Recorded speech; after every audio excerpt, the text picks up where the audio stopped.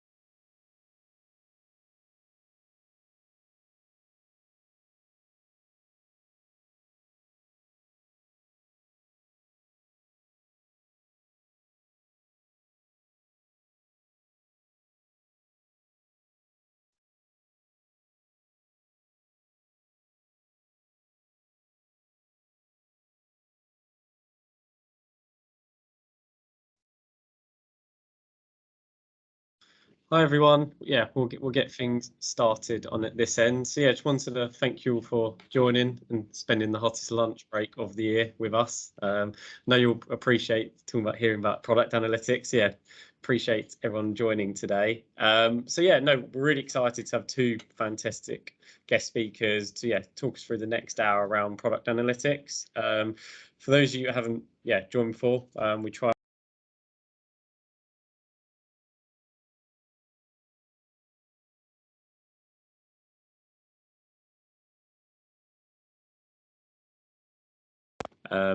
before joined us on our events, and yeah, he's now hosting. So yeah, really good to have both of you. So yeah, no, quick intro from my side. For those that haven't spoken to before, Xcede are one of the leading digital tech and data recruitment agencies. My name is Daniel. I'm part of the digital and product analytics recruitment team at Xcede, which is a market we've been specialising for nearly 14 years now. So yeah, happy to have all of you here as well. So yeah, format for today. We're going to have Carlin, who's going to be shortly speaking. He's the head of product analytics at Curve, who are an exciting payment-based fintech. Then afterwards, we're going to have Weiting as well. Who's going to go through questions, and then we're going to have a Q&A session as well. So in between each speaker, we're going to have questions and answers. So if you can put it in the questions box, that'd be great. Also as well, we've got a salary survey which Xcede have just launched, so that's live. So if you'd like to go on the website, you can see all about the salary survey. But yeah, no, thanks. I'm going to get things started on our end. So over to you, Carlin. And if you'd like to present, that'd be great. Yeah, sure thing. Okay, hopefully this works as smoothly as it did when we did our test drive here. All right, here we go. Can you guys all see the slide deck? Yep. Yeah. Yeah. Okay. Fantastic. So hey everybody. As Daniel mentioned, my name is Carlin. I'm the head of analytics at Curve. In previous roles, I had my background is mostly in product and marketing analytics, but previously at Curve, I was also doing some analytics engineering, which is kind of how I ended up doing kind of all things analytics. So nowadays, I oversee a couple of analytics teams, product analytics being the key one, but also growth and business analytics at Curve. So the way I like to pitch it is always, if it's got to do with data and you're trying to make sense of it, it's probably something to do with me or somebody on my team. And today, what I really wanted to talk about was how we handle the topic of churn at Curve. So, and specifically freemium churn. I'll introduce the topic in a little bit more depth in a second, but I think it really helps to first understand kind of what we do at Curve. So I'm going to have a really short 1-minute video just to do the pitch for me because I'm horrible at doing that.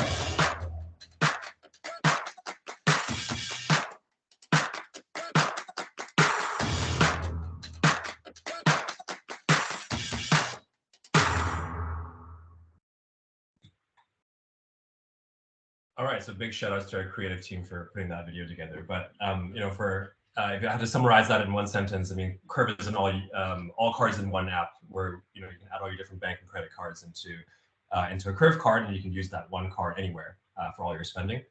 There's a lot to unpack there, but I think the key things to take away for this presentation specifically from a product analytics perspective and churn perspective is that we have free tiers and paid tiers. And of course, today we're going to be focusing mostly on the free part and how do we understand when people are using the app. And that most of our features are available for both, mostly for a free tier, and then you get more of the same for a paid tier. And of course, we collect data on both how our customers spend with their actual card, as well as how they interact with their app. And so jumping into the actual topic for today, one of the biggest questions I got asked when I first got to Curve, in fact, that I keep getting asked today still, and I'm sure a lot of you are in the same boat, is how do we reduce churn? Which is a pretty hefty question, right? And anyone who's trying to answer this knows that there's kind of more than what it looks like on the surface. And I think this is especially the case for when you're dealing with a free product, because typically if you think about customer churn, if you're just doing paid subscription model, kind of typical SaaS software, it's fairly straightforward, right? If somebody cancels their account, obviously the churn, they're not coming, they're gone. Or maybe they don't explicitly cancel, but they they change their credit card details or some of the ways, and they don't pay for the service any longer. Or maybe the renewal period comes up and they just don't renew. And so this is all good and well for any paid services or paid companies or paid subscriptions, but for companies with a free product like ours, or just any company that doesn't work on a strictly subscription-based model, churn becomes a little bit more complex, right? Because of course, free customers often don't bother canceling. They'll just stop using your product at some point. They'll just disappear and you'll never see them again. And of course, because they don't have to pay, there's no really like a clear stopping point where they stop paying for the product.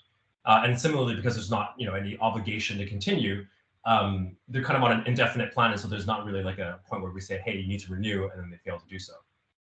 And so with this, there's not with free customers, there's not really like a really clear way of denoting when is someone actually gone or like churned from your product. And it's certainly an ambiguous definition, no matter how you spin it, and it's always a little bit trickier than I'd like. And so today, what I wanted to do is walk through our attempt at clarifying this and demystifying free customer churn. I wouldn't say we've solved the problem, but I mean, the things I'll talk about today have certainly helped us think about churn in a more helpful way. and has helped us make some really helpful decisions. And we'll talk about where we can go afterwards as well, because certainly lots of areas of opportunity. So I guess to summarize more specifically, what I wanted to focus on for today is, to answer that first question of how do we reduce churn is, well, what causes free customer churn in the first place? Because of course, if you don't know what's causing churn, it's really hard to reduce it, or at least do it effectively. And so firstly, I want to talk about how do we count active users in the first place? Because if we want to understand churn, we of course need to understand active users, because if someone's not active, they don't churn. And so when I first started at Curve, we were using what we call now rolling monthly active users. And essentially how it works is that customers will count as monthly active users on any given day if they've made a transaction with their Curve card in the previous 30 days, right? When I say transaction, I don't mean they're paying us for anything in particular, but they're just using their Curve card to buy groceries or buy something on Amazon or whatever else.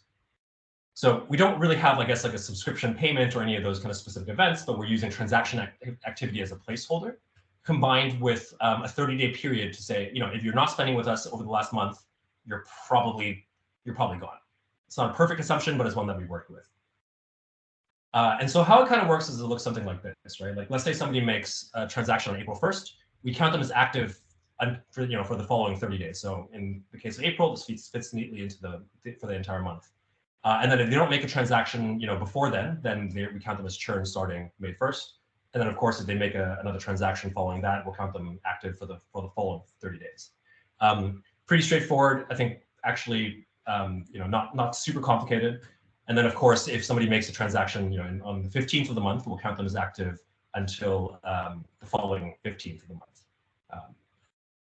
Show my laser pointer so I can circle this for you guys. So pretty simple, I like to think.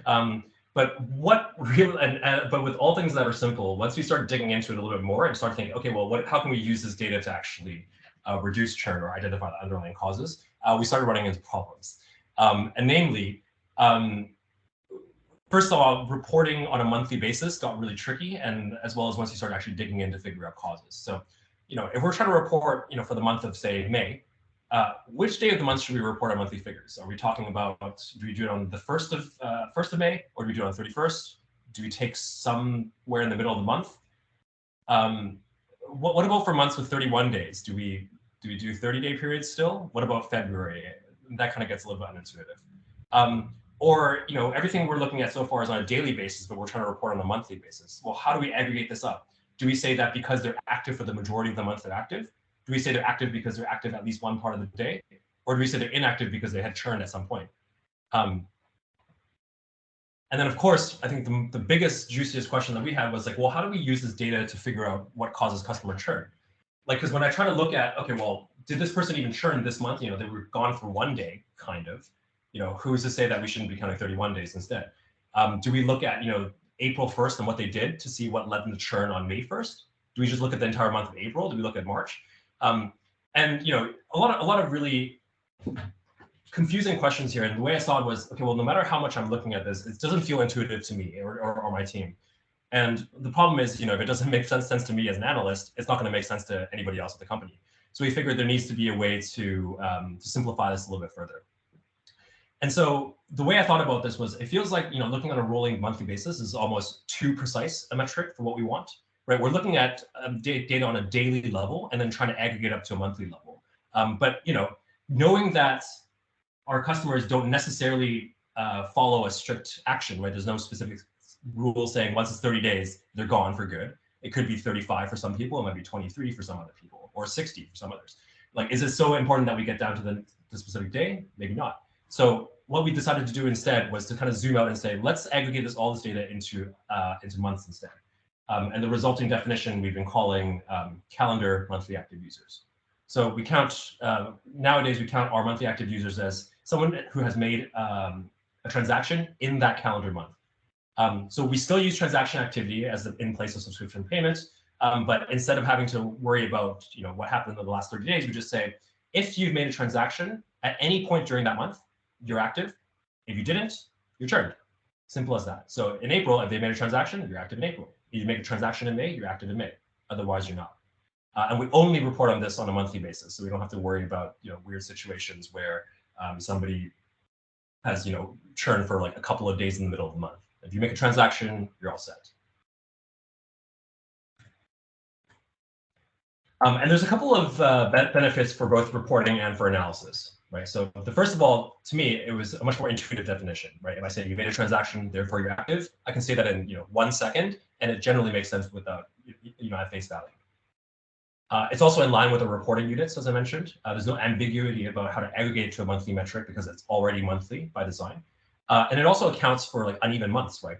May is 31 days, April is 30 days. We count it all the same. As long as it's within that month on the calendar, it works. And what we found was that it actually really simplifies exploratory analysis as well. We can focus on doing the monthly data to start and giving us more wiggle room for varying behaviors because some people won't be on a perfect 30-day loop. They might be on 31 days, 32 days. Maybe they go on vacation for a while and they don't use their curve card or such other varied behaviors. And so for the next little bit, I want to talk about how we've actually used this definition and how do we apply it in ways that are more interesting than the rolling period. And just as a note, I originally had some slides talking about the underlying data models for this and how we structure it. It's still in the deck as part of an appendix. If anyone's interested in seeing it, I'll make sure we send out the slides afterwards, or we can tackle it during the Q&A. I've got even as detailed as some sample code, which I love to nerd out about. So let's talk about some of these interesting applications, because these definitions are good because they actually help us achieve something, right? And the first thing that we did was, okay, well, we were fairly certain that calling everyone just a churner is probably overly broad of a description. So how can we apply more relevant segments? So we categorize our churners in based on their behavior, right? Because now that we have a consistent unit of measurement, we're able to actually just say, okay, well, did they do this last month? Did they do this month? And make comparisons that way. So specifically, we looked at we're currently looking at 3 different segments based on how people behave as churners. So the first group we call new churn. These are customers that sign up, and then within either the first or second month with Curve, they churn. They stop using Curve right away. We have reactive churn. These are people who they've churned, they come back, they churn again. Kind of, I initially called it like revolving door churn, kind of going around in circles. And then active churn. These are kind of longer-term customers who have been with us for more than a couple of months, but then for whatever reason just disappear into the ether. And this classification has been really helpful because it's actually helped us realize that these different types of churners behave very differently, and they have very different needs that we need to address in order for us to retain them. Right? We realize that, for example, new churners often never even tried some of our key features. They've made 1 or 2 transactions, said I don't get it, and then they leave. Reactive churners, in another instance, they'll churn and they'll come back and then they'll churn again right afterwards, often for good. So it's actually not as much of that revolving door as we initially thought. And what that made us realize was that our reactivation campaigns were probably less effective than we thought. Right? We're bringing them back just for a one and done, and then they leave again. So we're throwing a lot of money away at trying to bring people back, only for them to leave us right away. So we need to address that. And then active churn, I don't have like a great insight for you here. I've got it on the next couple of slides because it's a very big chunk of our churn, and we realized we need to segment it a little bit further and look at it in a slightly different way. This categorization also made for some I had a lot of fun visualizing. One of the cool things that we were able to do was by looking at a customer's life cycle based on their active user status, we can see where people kind of come and go, which chunks of our users are churning, which categories are churning from where, and where they're going back. And actually, this Sankey graph is how we identify that we don't actually have that revolving door as I had originally thought. Rather, you can see, let me just pull the laser pointer back up. That in this blue, this kind of section of blue at the bottom here, these are reactivated customers, right? People who churned, we reactivate, and then they churn again, and then you can see once they churned again, there's this very thin line that actually reactivated again. It's actually not as big as we initially thought. I thought it was going to be like most of these people were reactivated and churn, reactivated and churn. But this was a really good clue. This also really helped with debugging all of the code that we had, where we had people moving from one category to another where it didn't make any sense. But I thought it was a really interesting way of getting an understanding of how our customers are moving between these categorizations. So that was, our first, I guess, big discovery by using calendar month churn. Another thing was identifying like the churn factors, actually looking to see, well, what are the things that cause churn? And what we did was we were able, because we had these kind of well-defined metrics, we were more easily able to identify what was the behavior leading up to this specific action. We didn't have to worry about which specific day it happened. We just need to be as broad as the high level as the month, right? So what we did was, for each active user for each month, we identified key issues that they might have encountered. Did they maybe face a decline on their curve card? Did they maybe experience fraudulent activity? Did they have like an app error or some other problem that might cause someone to leave? We look at whether they churn the following month. And then when we aggregate it, we can actually get a percentage of customers who churn after facing any given issue. And I'm going to have a chart here. It's just dummy data, so don't take this too literally. But what the result broadly was we could do something like this, right? We now know what our average churn rate is, right, by looking at just the percentage of people who churn in any given month. And this is kind of like our, I guess, like our natural resting heart rate of churn, right? Even if we did nothing, our churn rate would kind of normalize at this. But then once we start looking at, okay, well, for people who say face the decline in the month leading up to the churn, in a month, their churn rate shoots up. So these are the customers that are highly, or this is a factor that highly impacts customer churn. And then we can see app errors maybe are less impactful, and then hitting your card spending limits is maybe actually not a factor. And this is really helpful because now this allows us to not only quantify the impacts that problems have on our app and makes it easier to make a business case for why we should address certain problems, but also allows us to prioritize because we can see, okay, well, obviously card declines are a big problem. Why don't we focus our efforts and get the biggest bang for our buck in fixing this problem? So that's another, I thought, very helpful application. And I have a couple more that I didn't want to put in the slides because in the interest of time, but happy to talk about them, in the DMs or in Q&A. And just some final thoughts before we jump on a Q&A is that calculating churn on a calendar month basis, I mean, we talked about a lot of ways that this is really helpful, but of course, as with everything, it has its own drawbacks and it's not perfect for everything, right? The key one that we've encountered is that if you're only looking at things in a calendar month, you can only really analyze churn properly after the month is completed, right? Sometimes that your stakeholders might not want that. Sometimes you need to have early leading indicators. So, there's certainly pros and cons to the approach. I've kind of talked about, this rolling basis, really briefly, and kind of talked about how I didn't like it, but in reality, it's actually really helpful to use them both together to get greater insight. And in fact, that's what we do. But when we do reporting, we only report on the calendar month churn. We use the rolling churn as a way to help us understand our customers better. But yeah, we want to be consistent for our reporting. Of course, categorizing churn in the way that we've done at Curve isn't going to work for every company, right? Your category should probably reflect your customers' behaviors. We categorize this based on what we thought about our customers, and in fact, we're working on evolving them as our customer base changes as well. And of course, a good example of this is if your customers come and go on a quarterly basis or an annual basis, looking at monthly churn might not be a particularly helpful perspective. And then, of course, where possible, you want to be validating these metrics as much as you can with further research. One thing that I really enjoy with the process that we did for this was after we had come up with these ideas, we then went to talk to some of the customers and say, hey, we think you're recurring churn. And we found out, oh, you know what? They're not actually recurring churn. Their definition of usage is that they only want to use us once every couple of months when they go on vacation.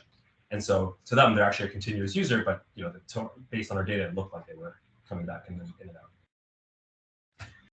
So open for Q&A. Thanks everyone for your time and keen to discuss more deeply about this or anything else.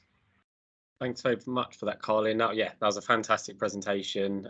Really insightful as well. So I'm going to leave the floor open to everyone. Does anyone have any questions? If so, please, feel free to pop in the chat and I'll go through them. However, whilst we are waiting and people are writing their questions, I did have one for you. My question really for you would be, how far along this journey of analysing churn are you, and how long has it taken you to get to this point? That's a good question. So I've been at Curve for about 2 years. And I would say we started kind of building out this model maybe about 6 months in, 6 months to 8 months in. So it's been like a solid year and a half to get where we are. But I mean, a lot of this stuff was iterative, right? And given that a lot of the initial analysis was explorative or exploratory in nature, we tried out looking at a couple of different categories. We considered many of the different factors that might cause churn before we kind of figured out, these are the ones that actually do it. So we kind of, a lot of trial and error. And this is also, we were also doing this through while we were doing a massive data warehouse migration, which means we wrote this code, we rewrote the code, and then had to do a lot of debugging. So that probably slowed things down as well. And I see that there's a question about the tech stack that we're using. So for our data warehouse, we use BigQuery. So we're mostly run on a nearly full Google stack. So we have our data warehouse is BigQuery. We use dbt for our data transformation, or I guess our ETL. And then we pipe all that data into Looker, where we do a bit of a very, very light touch modeling, mostly just to rename things and use that for visualization. So that's our stack for the most part. Hopefully that answers the question. I can go deeper if anyone has more. Looking at Jacob's question, has there ever been a situation where the rolling churn metric revealed something that was hidden by the calendar month metric, or could there be? Certainly, yes. So the nice thing about the rolling month metrics is it kind of helps you pinpoint more specifically in like which day things happen. So actually, we had a really good example not too long ago where we noticed that, okay, well, our churn is up like 3%, which when we look at the fluctuations wasn't actually that massive of a change. But once you start breaking it down into segments, we're like, okay, well, there's certain segments that are really big. We try to figure out what was going on. And what we noticed was that when we plot out the day in which people churned on a rolling basis, we could see a massive spike in the middle of the month. And what we did was like, okay, well, were there any incidents that happened around that day? And we can say, you know what? It was an outage where customers couldn't spend with the card. And so being able to pinpoint to the day what happened makes it, or that churn happens, makes it easier to go back and say, well, what is the cause of that churn from a month ago? It's still a lagging indicator, but it at least helps us with the with uncovering it. It's also just easier if if your stakeholders want to see things like, oh, where are we at today? Where are we at today? It kind of gives us a good predictor of where we might end up. We actually have an additional model on top of our rolling month churn to like estimate the run rate and estimate where we're going to end up at the end of the month for, well, not just churn, but for active users based on the rolling month. So certainly lots of applications there that the calendar month one doesn't work, but just for these use cases, I found calendar month to be really helpful. Well, hi, sorry to interrupt. We probably only have enough questions for one or two more. So if we stop at Adnan, that'll be, we do that. And then, if there is any other questions, feel free to email me afterwards, and I can share it along with Carlin. Yeah, sure thing. So I'm trying to figure out which. Okay, so the next one's from Rob. Have you had to align the paid user churn definition to something similar, and how is that approach when it comes to reporting to stakeholders? Good question. So we've just simply used slightly different terminology. So we measure churn for paid customers in the same way, right? And we call churn as in when they stop using, the product. But what we've done is, taken the more traditional definition of when somebody cancels their account or fails to pay, we just call it downgrading instead. Because what happens when somebody does that, and they fail to pay or they cancel, they actually get transitioned into our free tier. So what we wanted to do is keep those definitions separate, because you could downgrade but not churn, where you can cancel your subscription but continue to use our free product. And so we wanted to make sure that those were separated. And so when we report to stakeholders, we just make it very clear that those are two separate definitions for concepts that might be called something else in other companies. And then Adnan, the last one here. Do you have an ML model to assign churn retention score per user to do more actions to retain users? Yes, it's in the works. So this is very, this presentation that I just showed was very much more focused on the analytics side of things, like how do we use our people to look at the data to figure things out. We have a completely separate data model for our ML use cases where we ingest an insane amount of features to see, okay, well, how are people using what, and what are some potential predictors for churn. It's still in the works. It's not perfect, but it's definitely been helpful. The way we've been doing it is seeing, or is like predicting the likelihood that somebody's going to make a transaction. So rather than predicting churn, it's predicting activity, where the prediction is that they're not going to do it, they churned. Great. So hopefully that's managed to answer most of the questions. Thanks, everyone. Those are really interesting ones. And yeah, again, when we send out the slides in the appendix, I'll have some of the sample code. Okay, I just realized I forgot to. I'll be sure to change the animations before I send these out. But thanks, everyone. Thanks for that. Yeah, and as I said before, yeah, please do send me an email afterwards. I'll get the slides and can always share it with any of you that is interested. But no, yeah, really thanks for that, Carlin. So yeah, no, Weiting, over to you now. Same format as well. Afterwards, Q&As. Yeah, any questions afterwards.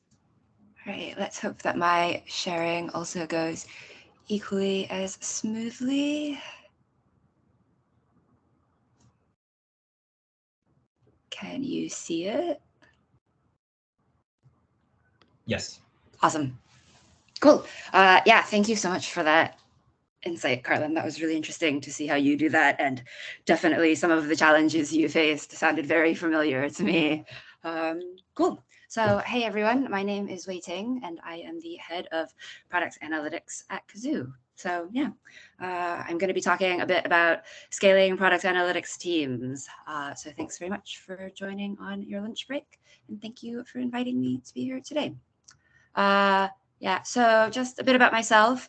I've been working in analytics for about 13 years now in companies like Zoopla, Bumble, and Shazam.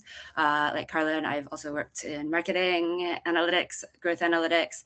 I've worked in BI, but my favorite thing is product analytics. That's the area that I love and that I keep coming back to.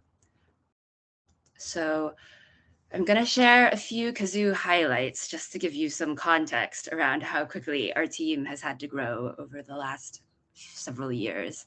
So I started in the spring of 2019, and then that winter we launched in the UK. Over the next couple of years, we delivered loads of new functionality. We did an IPO in 2021, which was really exciting. And then in the past 3 to 6 months, we've launched in 3 new countries as well. So we've just built the same business over and over again. And in that time, we've gone from about 20 employees to thousands.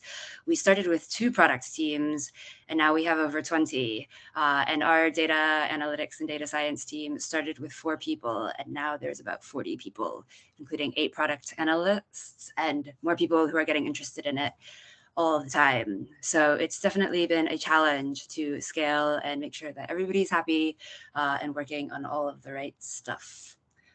So before going into some of the more practical tools that we've used to grow, I just wanted to talk about this one concept because I think it's so important for teams, which is this idea of psychological safety. You can Google it and read about it. There's so much information about it. But ultimately, for me, what psychological safety means is that everybody in your team can ask questions and they're not afraid to make mistakes because this is what you need to keep learning and growing. And especially when you're going as quickly as we are, people need to be able to make decisions independently and just know that collectively as a team, we will deal with the consequences of that and we're all in it together. And this is what creates space for innovation and drives overall team happiness. So what are some tools that you can use to start building that culture of psychological safety? One of them is a team canvas. Some of you may have come across this before, but it's just a way of visualizing what everybody thinks is the most important to them. And we use Miro a lot. I think it's free, but it's a great tool for any kind of visual whiteboarding, and it's been indispensable to us with a remote working situation.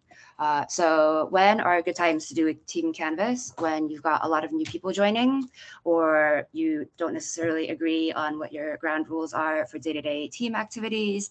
Like maybe somebody wants to do the stand-up in the morning, somebody wants to do it in the afternoon. If you're not really sure what your team goals are, or if you want a framework so that you can resolve conflicts or make decisions by having a set of shared values. So for us, the time that we did it that was especially useful was we have the product analytics team, the marketing team, and also the customer data team. And they all work in kind of the shared space, which is like all of this stuff with customer data and what is the customer doing. So it could be a little bit confusing about who is working on what or how we should be collaborating. So we all came together and we did a team canvas and established that we collectively wanted to own the customer data and support the business on how to make decisions using quantitative customer data. And the other thing we did was established every person's strengths and weaknesses in terms of both technical skills, but also knowledge, just to know who you could go to for help and who you could ask about specific topics. And that really helped us to collaborate a lot better and just open up the lines of communication. So the next one is retrospectives. Hopefully you are already doing these as a team, but if not, I highly recommend that you start. So a retrospective is just a safe space for people to share their feedback about what they think is going good, what they think could be going better, and how they'd like to see things change. This can be quite general. So we have one every month at the moment just to like check in on the temperature of the team, but they can also be project focused. So if you have delivered a project late or something has not gone well, you could do a retrospective to say, what can we do to avoid this happening again? What can we improve? But equally, it's important to celebrate the wins. So if you do deliver a project or something's gone really awesome, you could have a retrospective and say, well, what did we do to absolutely smash it? How can we make sure that this happens every single time? I think one topic that came up a lot in our retros was that everybody was spending a lot of time individually answering stakeholder questions. So people were getting Slack messages, they were getting emails. When we were in the office, they were getting stopped in the hallways, and we were like, what are we supposed to do about this? It's eating into everybody's time, and it's just causing so much context switching. So the initial idea was that we set up a data drop-in. It was actually an idea that came from one of the DBT conferences. So we had a weekly data drop-in, just an hour a week at first. And as the company grew, it came up in the retro that this just wasn't enough time. People were saying that they didn't want to wait until the next week if they just missed one. So we moved it to an hourly one every day. And then as the company continued to grow, that also became a bit unfeasible. Sometimes it was the same person coming every day and then taking over the entire session with their questions. So we moved it over to a request Slack channel. And as you can imagine, that also exploded. So what we've finally settled on with the help of a data product manager is a requests form. And then we have somebody who's kind of on call that week to triage the requests and make sure that we don't miss anything that's actually really urgent and move everything else into the backlog. Cool. And then this last one, I just wanted to touch on. I haven't tried it, but I've worked with other people who have one, and I think it is super cool. So it's called a manual of me, but it's just a document where people can be really explicit about saying what their working preferences are, what their motivations are, and what their needs are. And I think especially as we are more thinking about diversity and inclusion and working with neurodiverse colleagues, it's so important to be explicit about these things because we don't know what assumptions that we're making about our ways of working that other people don't necessarily share. And so clearing those up is really a good way to avoid miscommunication. Cool.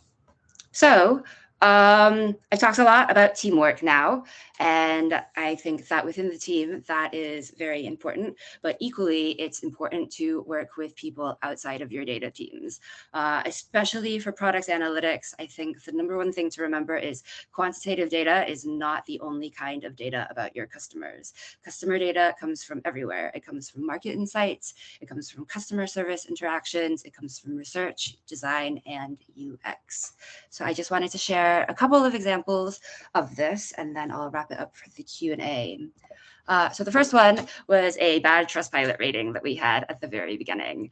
It started with a call to our customer service team because our customer said, this car has more imperfections than I was expecting. Like, what's going on with that? I wish I could share the call with you, but I can't. But I would say as a product analyst, I highly recommend listening to the customer calls, reading your reviews, getting involved with the user research, and speaking to the users and watching their playbacks, because when you're familiar with a product, you think you know how it works, but then when you see somebody else using it, it's always extremely eye-opening. So what we learned from our customer was that during the call, he mentioned that he and his wife only saw that one picture of the imperfection of the vehicle. And didn't realize there were any more. So the team came together, and their hypothesis was that the design of the imperfections gallery, as you can see highlighted, only has the additional pictures at the very top and the very bottom. So it's understandable that maybe somebody could miss that. So a team of the product designer, the product manager, the researcher, the analysts, and the engineers all came together to make a plan. But first, the product analyst in that team gathered some supporting data. So in the main image gallery, as you can see on the left side, there's the images at the bottom, and 95% of the users who opened that gallery scrolled at least to the second image. On the imperfections gallery, which is on the right side, which is the one that we've just looked at, only 65% of users scrolled to that second image. And then once they did, there was a much smaller drop off for people continuing to look at other pictures. So we designed an experiment to explore multiple solutions to the problem and build a few prototypes, which we then tested. And the outcome was that after the experiment, a couple weeks later, we rolled out a new gallery and managed to increase the percentage of viewers who actually went on to look at the additional pictures to 80%. So that was a great win that came about starting from that customer data point of the review and the phone call and ending in a success. And then just one last one. So we, the awesome user researchers in our company, have created this Slack channel where people are able to share their research or ask research questions. And so we've just piggybacked on that. Rather than creating another communication channel for us to share our analysis and insights, we've just piggybacked on that. And that's where we share our stuff too. And that way everybody is able to join in the conversation and really talk about all of this stuff holistically. And we found that that really helps people to get a broader view of not just the data, but overall of the customer. And one thing that's quite new to me, which I really love, is just adopting their practice of using loads of emojis to share analysis. It just really helps to break up the information and make it a lot easier to scan and read. So yeah, those were my two examples. But in short, I think that the thing that I want to emphasize is that although the tools and technologies might be different from job to job, the ability to build good relationships and build good ways of working are things that you can bring to any team. And that is what leads to happiness and success. So yeah. I've put a bit of contact information if you want to get in touch, and we'll share these slides out as well, which has the links to all of the different resources that I mentioned. Yeah, so let me know if you have any questions. Thanks, Weiting. No, yeah, again, yeah, really good, really insightful. Yeah, like the other one as well. If you have any questions, yeah, please do share. But yeah, I do have a question for you. Is there much difference in techniques of analysis for the website compared to the app? I think so. We don't actually have an app at Cazoo. We only have one for our rolling customers to manage their accounts. And it's been a while since I've worked in app analytics, but I think that there are definitely some differences to the ways that metrics are measured. I don't know, Carlin, if you've got more of an insight on this as somebody who's possibly working across both like app and desktop, or are you app only at the moment? We're app only at the moment, so we've got two opposing points. Yeah. Yeah. Though I mean, we're doing a lot of web stuff back when in my marketing days, but it's kind of different purposes of analysis. Of course, the techniques are going to be different. Right? Yeah. I think depending on what the apps are for, the methodologies are the same. So you would still do like a churn or retention analysis, for example, or a funnel, but the metrics and the ways that they are measured can be completely different because of stuff like when they introduced infinite scrolling, for example. There's no more like page. Thanks for that, Weiting. Sorry, Bab, one more question. Before obviously, so with your team, then, how much of like their time is spent between like being hands-on and like working with the product teams? I would say probably like 90%, 80 to 90%, and then the rest of the time is spent doing internal stuff. And then we have an on-call rota, like I mentioned. So every 6 to 10 weeks, somebody will go on call, and then their job is just to triage. And then that means that they do a little bit less of their day-to-day work while they're doing that. Thanks for that, Weiting. Yeah, questions, yeah, open on the floor if anyone wants to go. Yeah, so Bob has a question. What are your thoughts on centralized versus decentralized product analytics teams? I'm guessing by decentralized, do you mean sort of a Spotify, Facebook model where the analyst is embedded completely within the team and that is their team? I think if that is what you mean, I think that that is a great model. However, one that not all of us have the luxury to be able to afford. So in the absence of being able to have one person for every team, it's a lot better to be able to centralize things so that we can be a little bit more agile and make sure that everybody's needs are covered. But definitely, if you are working within a decentralized model, it's important to still have like an analytics guild so that people who are practitioners in the space are able to share best practices and make sure that they are getting the support that they need and that people are not working in silos as well. So sharing their learnings as much as possible. Nice. Thanks for that. Does anyone have any more questions? No. Oh. Yeah, that is a good follow-up question. The answer that it is a struggle and it's something that you have to constantly keep up with. But again, it's just working with the teams and going to that user research and making the time for that and just like doing the experience. So we are lucky to have a test environment. I encourage people to use it all the time and mess around with it. And I think that just when you're troubleshooting the data, I'm sure many of you have experienced this. When you are trying to understand a bug, you have to really understand what the customer experience is to understand where the bad data is coming from. So those two things always go hand in hand. Cool. And then what are the benefits of or problems of having grown so quickly and how you organized the team? I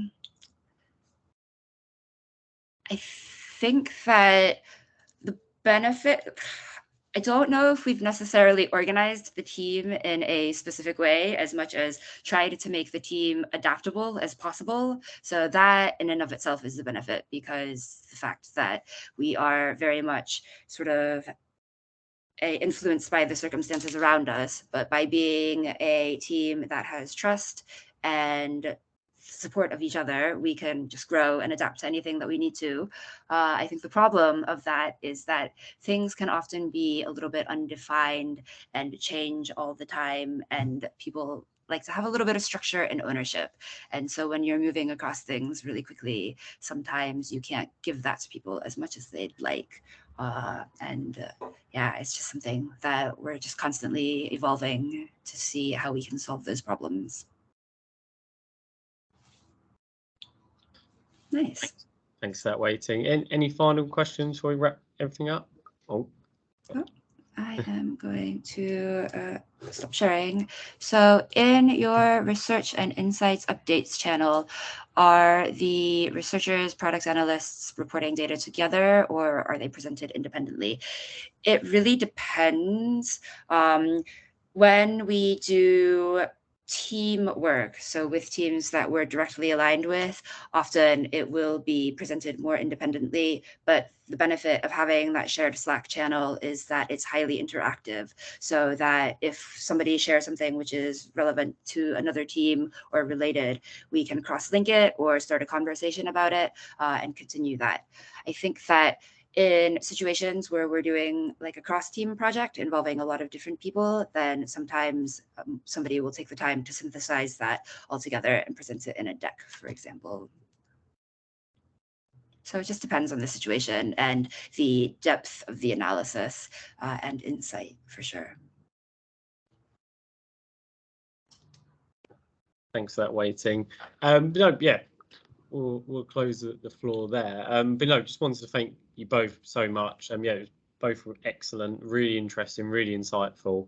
And yeah, appreciate all of you as well who have attended today. As mentioned at the beginning, the plan is to do these every couple of months. So yeah, Weiting was someone that was a attendee, and now she's presenting. So anyone else in the future, yeah, please do get in touch. But yes, we are trying to do in-person and webinars as well. So yeah, great to keep all the product analytics community close together.